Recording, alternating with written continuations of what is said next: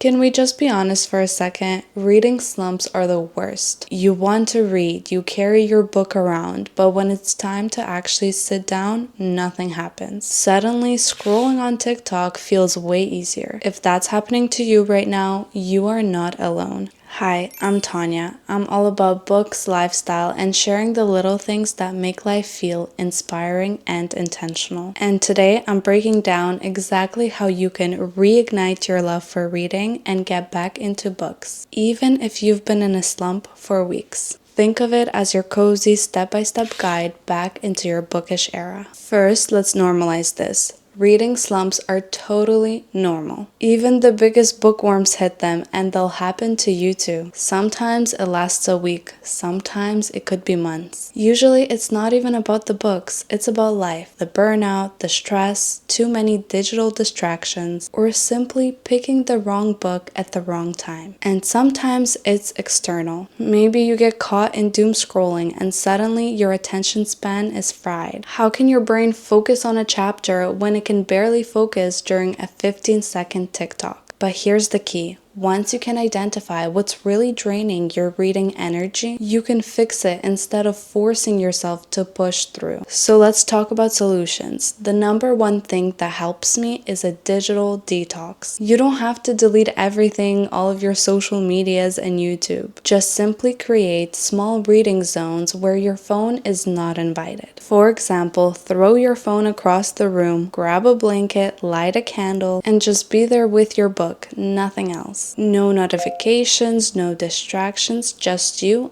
and the page. Reconnecting with physical books helps too. The smell, the weight, even the sound of turning the pages feels grounding. If you've mostly been reading on your Kobo or Kindle, try picking up a physical book. Trust me, there's a difference. You can also experiment with going to the bookstore or a library. Personally, me, I love being in that environment. It inspires me to read more. Even if you don't buy or borrow anything, just being in that space, surrounded by shelves and other readers, can reignite that spark. Our goal here is for you to feel, yes, this is exactly why I love books. You need to remind yourself of why you started reading in the first place. Now let's talk about what to read if you're in a reading slump. This is really important. If you're in a slump, now is not the time to pick up a 700-page fantasy with 10 maps in the front. You need comfort and ease. So do a comfort read comeback. What I mean by this is revisit your all-time favorite. Go back to the book that feels comforting and easy to get lost in. For me, it would either be the Dream Harbor series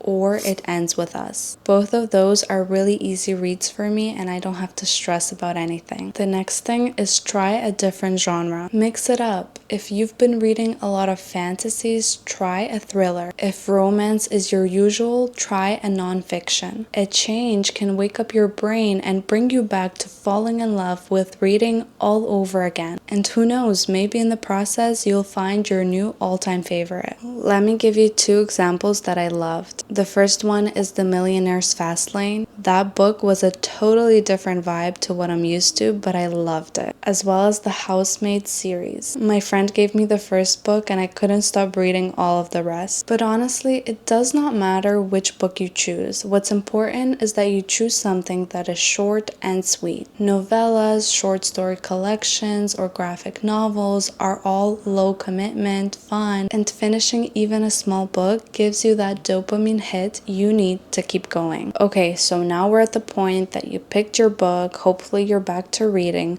How do you avoid your next reading slump? Here's a few things that always help me. The 10-minute rule. Just commit to reading for 10 minutes. That's it. If you get into it, amazing. If not, then at least you touched your book today. But often those 10 minutes turn into 30 and 30 into an hour. The second thing is romanticize it. Make reading a ritual, not a chore. Cozy blanket, tea, fairy lights, maybe even a reading playlist. Could be soft jazz, lo-fi beats, or rain sound. It sets the vibe and makes you want to pick up the book. And the last thing I would say you can do is track your progress. You don't need pressure. Nobody is forcing you to read that damn book, but tracking your progress can be motivating. You can use Goodreads, a bullet journal, or a simple reading list. If you don't have one or you don't know where to find one, let me know in the comments. I'll make my own and share it with you in the next video. Come on, we all know it's satisfying to see what you've read. And hey, remember, you don't have to do this alone. Join a community, maybe an online book club or Instagram or TikTok groups. Seeing what other people are excited about, what they're reading, what they're excited to read can inspire you. Or simply find a reading buddy. You don't have to read the same books, just text each other your progress or mini book reviews. Having someone to share your book with makes you more likely to finish the book. So if you're in a slump right now, remember, it's normal, it's temporary, and it doesn't make you any less of a reader. Sometimes you just need to reset your environment, pick the right book, and bring a little fun and community back into your reading life. Now, I want to hear from you. What's the one book that pulled you out of a reading slump? Drop it in the comments so we can all get inspired and build a reading list together. If this video helped, give it a like and subscribe, and check out my other videos. It's a free way to help my channel grow and expand our little community. Thanks for watching, and I'll see you soon.